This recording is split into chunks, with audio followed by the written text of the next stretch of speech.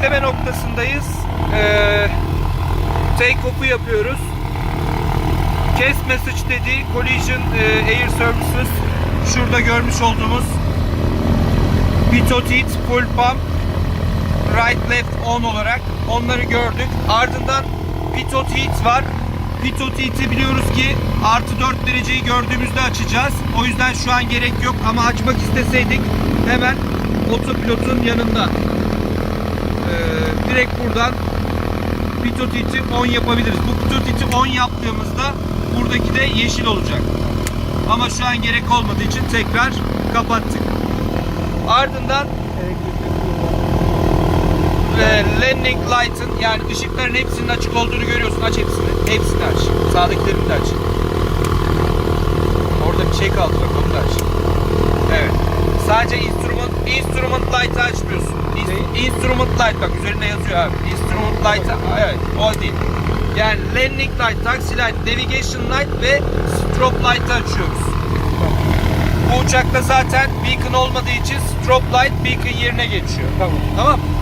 Bir de electrical fuel pumps'ların on olduğundan ve fuel pressure'ların green arc'ta olduğundan emin oluyoruz. Ardından parking brake'i release yapıp ileriye doğru itip gidip kalkıyoruz.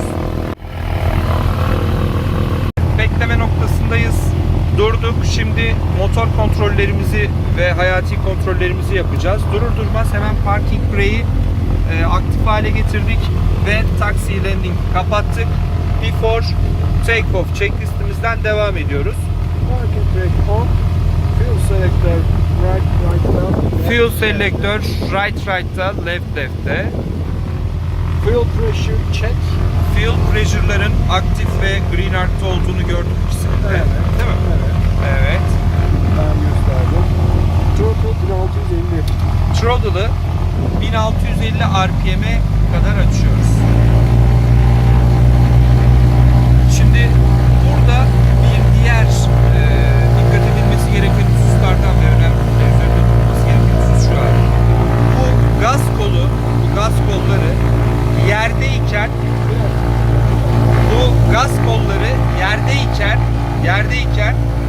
RPM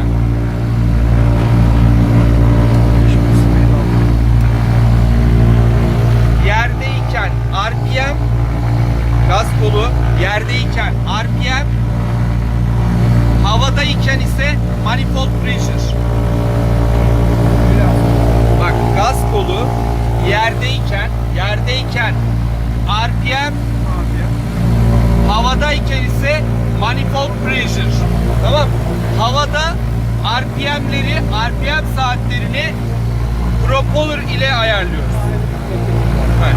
Ama bunda yok, o ondan yüksek olsun, öyle bir şey yok, tamam mı? Evet. 5107'yi transponder'ı ayarlayalım.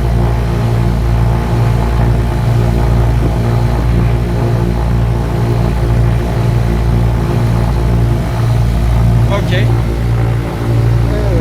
1650 RPM'e aldık.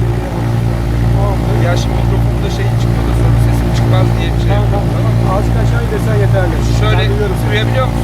Tamam. Evet, 1650 RPM'den sonra ignition switch kontrolü, yani manyeto kontrolü yapacağız. Nasıl yapıyoruz abi? Checklistini kucağına bırak. Sol elini sağ tarafa getirdin. Sağ elini sağdaki RPM saatinin oraya getirdin. Right engine, right manyeto. Kapat. Düşüşü gördün. Tekrar aç. Çok bekleme. Right engine, left manyeto. Kapat. Hayır. Yine right engine. Tamam mı? Onu gördün. Şimdi sol elini sol tarafa getirdin. Sağ elini sol tarafa getirdin. Left engine, left. Evet. Left engine, right. Evet. Sonra şimdi propeller kontrolünü yapacağız. Propeller kontrolünü yaparken elini, şurayı görüyorsun. Buraya kadar bir tanesini koy. Bunun her birini 3 kez yapacağız. 3 kez. Bak. Birinci kez indirip kaldırdığında RPM'deki düşüşü göreceğim. İkinci kez aşağı yukarı yaptığımda manifold pressure'daki artışı göreceğim. Üçüncü kez iniş kalkış yaptığında oil pressure'daki anlık değişikliği göreceğim. Tamam mı? Çok fazla bekletmiyorsun, indiriyorsun, kaldırıyorsun. Tamam. İndir, kaldır. Evet, RPM'deki düşüşü gördük. Tekrar indir, kaldır. Manifold'daki artışı gördük. Oil pressure'da anlık değişiklik. Gördüm. Şimdi sağdakini yapıyoruz. Evet, RPM'deki düşüş. Çok bekletme o kadar. Manifold'daki yükselişi gördün. Sonra da oil pressure'daki anlık değişiklik. Tamam mı? Tamam. Evet, sonra Oil pressure'daki anlaşıldığı gördüm. Karbüratör heat'i. karbüratör heat'in ikisini de çek aşağıya. 100'er RPM'lik düşüş. Caner hocam bir 3 dakika içerisinde soracağız. Onu da gördük. Onu da gördük abi. Evet. Karbüratör heat'i de gördük. Engine instrument'ları check ettim. Engine instrument sadece burası. Tamam mı? Sağ taraf. Hepsine baktın. Engine baktım. Neydi bunlar? RPM'ler, manifold, cylinder heat, oil temperature, oil pressure, yakıtların voltmetre, ampermetre. Tamam. Bu arada orada bak atlamışız şunu. Şimdi şurada ampermetre çek pozitif diyordu ya hani Evet, taksiye evet, başlamadan evet, önce evet. motoru çalıştırdıktan Evet, sonra evet, ve voltmetre 12-14 diyordu ya. Evet. Ampermetrenin pozitif olduğunu hem right'ta hem de left'te kontrol edeceksin. Left'te al bak her ikisinde de pozitif sonuçlar. Evet, Tamam mı? Bunu da tamam, mutlaka tamam, çekini tamam. yapacağız orada. Tamam. Atlamayacağız. Devam. Evet, propeller'ı yaptık, karbüratör heat'i yaptık, engine instrument'ları kontrol ettik, fuel quality'yi check ettik. İkisinin de şey olduğunu gördüm. Throttle'ı 1200 RPM'e alıyorum. Evet, throttle 1200 RPM. Manifold'a gitmesin hakkı. O yüzden söyledim onu, tamam mı? Evet, 1200 olsun. Biraz şimdi elin şey yapabilir ama alışırsın ona, tamam mı? Tamam. Evet. Evet, fuel 1200 RPM'e aldım. Flaps'ları cycle full kontrol Şimdi ediyorum. Önce cycle'ı indiriyorsun tamamını. Tamamını indir. Full'de olduğunu gördün. Toplarken take off pozisyonu alıp orada durdurman lazım. Ortada olacak, tamam mı? Tamam. Okey. Evet, bu. Pitch rudder trim. Şimdi pitch rudder trim'i şu şekilde yapıyoruz. Bak öncelikli olarak burada pitch rudder trim switch'inin 10'da yukarıda olduğundan emin oluyoruz. Ardından burada göstergesi var.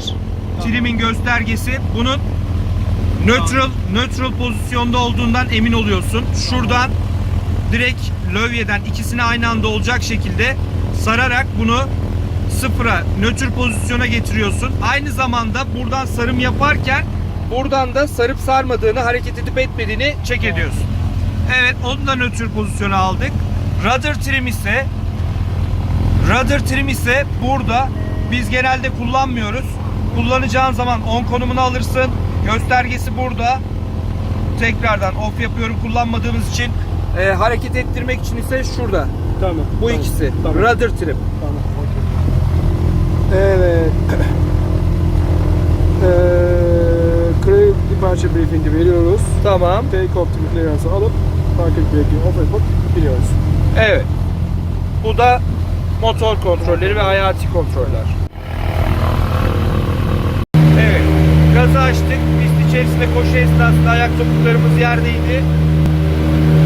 64'lerde rotate yaptık. 64 knots'ta rotate yaptık. Ardından pozitif varyoyu gördükten sonra frenlere bastık. Teker dönüşü durdu. Ve landing gear'ı up yaptık. Yer artı 300 fitte taksiyi kapattık. Yer artı 400'de flaplarımızı topladık. Trimimizi sardık. Yer artı 500'de MCP power'ı set ediyoruz. Yani gaz koluyla öncelikli olarak manifold pressure'ı 24'e getiriyoruz. Manifold pressure'ı 24'e getiriyoruz gaz koluyla. Ardından propeller ile RPM'i green arkın bitip sarı arkın başladığı yere getiriyoruz. Ve tırmanışımıza 90 knotları verecek şekilde devam ediyoruz. 90. Evet, 90. 7,5 ila 10 derece arasında tırmanabiliyoruz.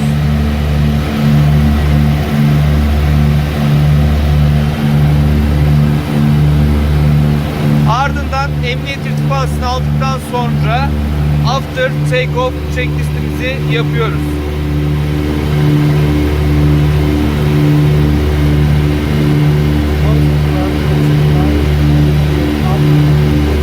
Up check. Propeller maximum continuous power set. Flaps up. Bak o flap çubuğunda tekrar flapı topladıktan sonra ortaya getiriyoruz.